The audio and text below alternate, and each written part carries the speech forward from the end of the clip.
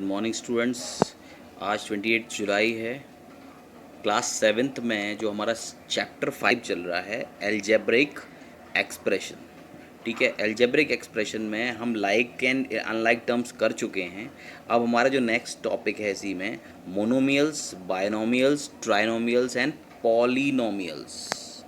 ठीक है, and polynomials. तो हमें इनके बारे में जानना है कि ये क्या हैं, मोनोमियल्स, बायनोमियल्स, ट्राइनोमियल्स एंड पॉलिनोमियल्स। ठीक है, अब आप एक चीज़ और समझ लें कि एल्जेब्रिक एक्सप्रेशन है, इसमें दिया हुआ नहीं है लेकिन आप समझ लें ये एल्जेब्रिक एक्सप्रेशन है और ये है पॉलिनोमियल। ठीक है, ये पॉलिनोमियल है। इनमें थोड़ा सा स्लाइट डिफरेंस होता है। स्लाइट डिफरेंस ये होता है कि अगर एल्जेब्रिक एक्सप्रेशन है, यहाँ देख लें, एल्जेब्रिक एक्सप्रेशन है तो इसे हम कहते हैं कांस्टेंट। कोई भी कांस्टेंट हो सकता है, कांस्टेंट कुछ भी हो सकता है। कांस्टेंट पर आप 1 2 3 4, कोई फ्रैक्शनल पार्ट हो सकता है। इस तरह से कांस्टेंट की जगह पर कोई नेगेटिव टर्म हो, नेगेटिव नंबर हो सकता है, वो आप कांस्टेंट की जगह पर रखेंगे। ठीक है, और उसके बाद आएगा वेरिएबल। ठीक है, फिर आएगा वेरिएबल। लेकिन जो वेरिएबल है उसका पावर होगी, उसकी पावर होगी रैशनल नंबर।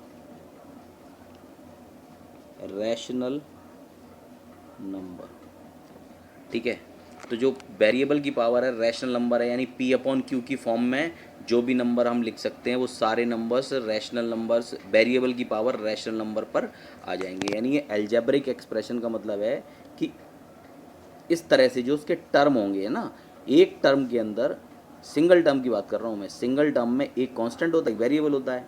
तो कांस्टेंट कोई भी हो सकता है, उसके बाद कांस्टेंट कोई भी नंबर हो सकता है, उसके बाद आया वेरिएबल, और वेरिएबल की जो पावर है वो कोई भी रैशनल नंबर हो सकता है। ठीक है, ये होता है एल्जेब्रिक एक्सप्रेशन। अगर मैं इसी में अब पॉलिनोमियल की बात करूँ, पॉलिनोमियल, सारे पॉलिनोमियल एक एल्जेब्रिक एक्सप्रेशन है। लेकिन पॉलिनोमियल अगर कोई कहे कि ये पॉलिनोमियल अलग से नाम क्यों दे दिया इसको, भाई एल्जेब्रिक एक्सप्रेशन है, फिर पॉलिनोमियल लिखने की ज़रूरत ही क्या है ना। ये क्वेश्चन आता है ना दिमाग में कि एल्जेब्रिक एक्सप्रेशन लिखा हुआ है तो पॉलिनोमियल की ज़रूरत क्या है, पॉलिनोमियल कुछ अलग होता है उससे। तो यस, वो अलग होता है, थोड़ा डिफरेंट होता है कि कांस्टेंट यहाँ पर क्या है, जैसे इसमें है कांस्टेंट कुछ भी हो सकता है, यहाँ पर कांस्टेंट कुछ भी हो सकता है, 1 2 3 माइन नेगेटिव टर्म हो सकता है और P/Q की फॉर्म में हो सकता है, तो कोई भी नंबर यहाँ पर हो सकता है।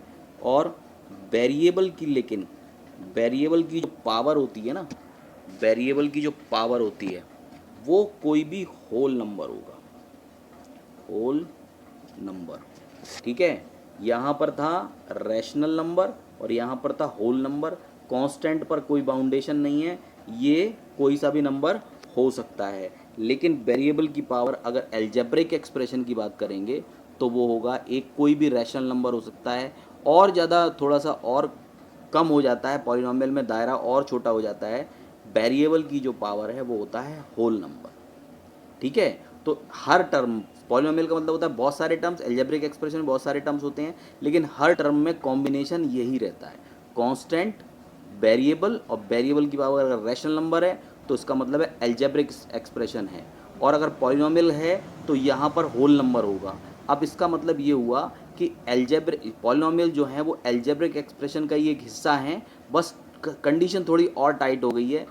एल्जेब्रिक एक्सप्रेशन एक बड़ा टर्म है, पॉलिनोमियल उसका एक हिस्सा है। ठीक है, एल्जेब्रिक एक्सप्रेशन काफ़ी बड़ा टर्म है और पॉलिनोमियल स्पेसिफिकली उसका एक छोटा सा पार्ट है, जिसमें कंडीशन क्या है कि वेरिएबल की पावर जब होल नंबर होगी तो ये पॉलिनोमियल हो जाएगा, उसे पॉलिनोमियल भी कह सकते हैं। लेकिन सारे पॉलिनोमियल को आप एल्जेब्रिक एक्सप्रेशन भी कह सकते हैं, क्योंकि एल्जेब्रिक एक्सप्रेशन में कुछ भी आ सकता है, यहाँ पर पॉलिनोमियल में केवल होल नंबर आ सकता है। ठीक है, तो आई थिंक इस चीज़ को आप हमेशा एक दिमाग में रखेंगे तो ये आपको आगे भी काम आने वाला है। ठीक है, अब हम जरा देखते हैं पॉलिनोमियल से पहले मोनोमियल, बायनोमियल, ट्राइनोमियल। ठीक है, ये क्या होते हैं, जरा इसको बुक से स्टडी करते हैं, उसके बाद प्रैक्टिस जोन पे आएंगे। देखो, algebraic expression can be categorized on the basis of number of terms। यानी algebraic expression को हम कैटेगरीज में डाल सकते हैं, अलग अलग सेगमेंट में रख सकते हैं, अलग अलग कैटेगरीज में, on the basis of number of terms. यानी नंबर ऑफ टर्म्स उसमें कितने हैं। ठीक है, ये तो मैंने पॉलिनोमियल का और उसका एल्जेब्रिक एक्सप्रेशन का डिफरेंस बता दिया, लेकिन मोनोमियल्स, बाइनोमियल्स, ट्राइनोमियल्स किसे कहते हैं वो देख लें। An expression which contains only one term is called a monomial। For example 6, 2x, ab, xyz etc। जहाँ पर केवल एक ही टर्म है, केवल एक ही टर्म, वो हो गए मोनोमियल। ठीक है, बाइनोमियल देखें, an expression which contains two unlike terms is called binomial. एक जैसे टर्म्स नहीं, अनलाइक टर्म्स हो। देखें आप, a प्लस बी है, कॉमा 2a प्लस 11b है, comma x square minus by square है। इनमें सब में दो दो टर्म्स हैं, तो आप समझ लें कि ये बाइनोमियल है, इसमें दो टर्म्स हैं। ठीक है, और थर्ड वन इज, अब इसमें और क्या लिखा है, the word unlike is very important. For example देख लो, यहाँ पर जो दो टर्म्स हैं ए और बी, ए और बी, ए और बी दो टर्म्स हैं। ठीक है, ए और बी दोनों अलग अलग टर्म्स हैं। ये दोनों सेम अगर हैं तो वो ऐड हो जाएंगे या माइनस हो जाएगा, ऑपरेशन उनका जो है। लेकिन एक ही, सपोज यहाँ पर यहाँ लिखा हो 4a, उसको आपने 2a प्लस 2a रख दिया तो दो टर्म्स नहीं हो जाएंगे, क्योंकि ये दोनों अनलाइक होने चाहिए। अनलाइक का मतलब है एक दूसरे से बिल्कुल अलग। ठीक है, तो ये हो गया बाइनोमियल। इसी तरह से ट्राइनोमियल देखें, an expression which contains 3 unlike terms is called trinomial. Trinomial का मतलब है इसमें a प्लस बी प्लस सी तीनों अलग अलग टर्म्स होने चाहिए, लाइक टर्म्स नहीं होने चाहिए। तो ये तीनों अलग, ये तीनों अलग, तो इसमें जब 3 टर्म्स है तो उसे कहेंगे ट्राइनोमियल। और पॉलिनोमियल का मतलब होता है कि कितने भी, यानी मोनोमियल से लेकर ट्राइनोमियल, फिर उसके बाद में अगर 4 टर्म्स हैं, 5 टर्म्स हैं, तो वो सारे के सारे मोनोमियल से यहाँ तक, इन सबको हम पॉलिनोमियल ही कहते हैं। यानी सभी को, सब पॉलिनोमियल के अंदर का ही आ जाते हैं। बस स्पेसिफिकली मोनोमियल, बाइनोमियल, ट्राइनोमियल हम जरूर जानते हैं कि एक टर्म वाला मोनोमियल, 2 टर्म्स वाला बाइनोमियल और 3 टर्म्स वाला ट्राइनोमियल। और अगर बहुत सारे टर्म्स, कितने भी टर्म्स हैं मोनोमियल से लेके सारे के सारे, इनको सबको हम पॉलिनोमियल कहते हैं। ये सब पॉलिनोमियल के अंदर आते हैं। ठीक है, पॉलिनोमियल में कितने भी टर्म्स हो सकते हैं और हर टर्म का जो कॉम्बिनेशन है वो यही वाला होगा। हर टर्म का कॉम्बिनेशन पॉलिनोमियल के अंदर होता है, कांस्टेंट इनटू वेरिएबल की पावर होल नंबर, तो ये पॉलिनोमियल होता है। और एल्जेब्रिक एक्सप्रेशन जो है एक बहुत बड़ा टर्म है और इसका ये जो हिस्सा है वो है पॉलिनोमियल। ठीक है, इस चीज़ को आप दिमाग में रखना। ठीक है, तो ये कॉन्सेप्ट आपका क्लियर रहना चाहिए यहाँ पे। अब यहाँ तक पॉलिनोमियल जो है, देखें जरा पॉलिनोमियल में क्या क्या है, क्या लिखा है। An expression containing 1 or more term is called polynomial। we can say that a polynomial is a general term। ये एक जनरल फॉर्मूला हो गया, एक जनरल टर्म हो गया, which includes monomial, binomial and trinomial. ठीक है, अब देखो यहाँ पर एग्जाम्पल दिया है, state with reason whether each of the following expressions is binomial, monomial, binomial, trinomial. अब जरा देखिए ये वाला term x square plus 8x plus 4, ठीक है, इसके अंदर ये तीनों टर्म्स अनलाइक टर्म्स हैं, तो ये क्या हो गया, ट्राइनोमियल हो गया ना।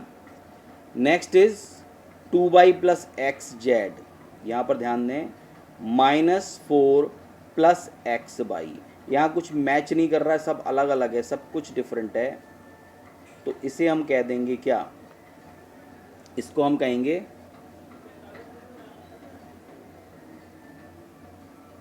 पॉलिनोमियल। इसको हम पॉलिनोमियल ही कहेंगे क्योंकि हम ट्राइनोमियल तक खाली पढ़ रहे हैं और इसमें 4 टर्म्स हैं, इसमें 4 टर्म्स हैं, तो इसे पॉलिनोमियल बोल देंगे। 3m प्लस 65m, अब इसमें देखो ये भी m है और ये भी m है, तो इसका मतलब है ये लाइक टर्म्स है, लाइक टर्म्स ऐड हो जाएंगे तो ये क्या है, ये मोनोमियल है, क्योंकि 65 में 3 ऐड करो 68m हो जाता है, और 68m हो जाता है, तो ये पॉलिनोमियल नहीं है, ये मोनोमियल है, बाइनोमियल नहीं है। इसी तरह से जरा यहाँ पर गौर करें, 9pq² minus 6p plus 8p हो, तो 6p 8p को इनको ऑपरेटर से लगा के इनको सॉल्व कर देंगे तो ये एक टर्म हो जाएगा और ये सिंगल एक टर्म हो जाएगा। माइनस 6p प्लस 8p क्या हो जाएगा, 2p बचेगा, तो 9pq² प्लस 2p होगा। तो ये बायनोमियल है। नेक्स्ट इज mn² माइनस 15, तो ऑब्वियसली ये क्या है, बायनोमियल है क्योंकि इसमें दो अनलाइक टर्म्स हैं। तो आई थिंक आप समझ गए होंगे polynomial, monomial, binomial, trinomial and polynomial. और पॉलिनोमियल और एल्जेब्रिक एक्सप्रेशन में एक थोड़ा सा स्लाइट डिफरेंस है, वो भी मैंने आपको क्लियर कर दिया है। अब आपके पास आती है प्रैक्टिस जोन, जो आप अपने आप करेंगे। दो क्वेश्चंस हैं, identify the terms in the following expressions. Term identify करने हैं जो मैं पहले बता चुका हूँ, like terms, identify like terms. तो लाइक टर्म्स आपको फर्स्ट क्वेश्चन में करना है, बहुत आसान है, आप आराम से कर लेंगे। और classify the following into monomial, binomial and trinomial, ये उसी तरह से जैसे मैंने एग्जांपल किया था वैसे ही आपको करना है। ये दो क्वेश्चंस फटाफट करके मेरे पास आज ही सेंड करो, और कोई प्रॉब्लम आती है तो उसे सेंड करो, ठीक है। तो ओके फॉर टुडे।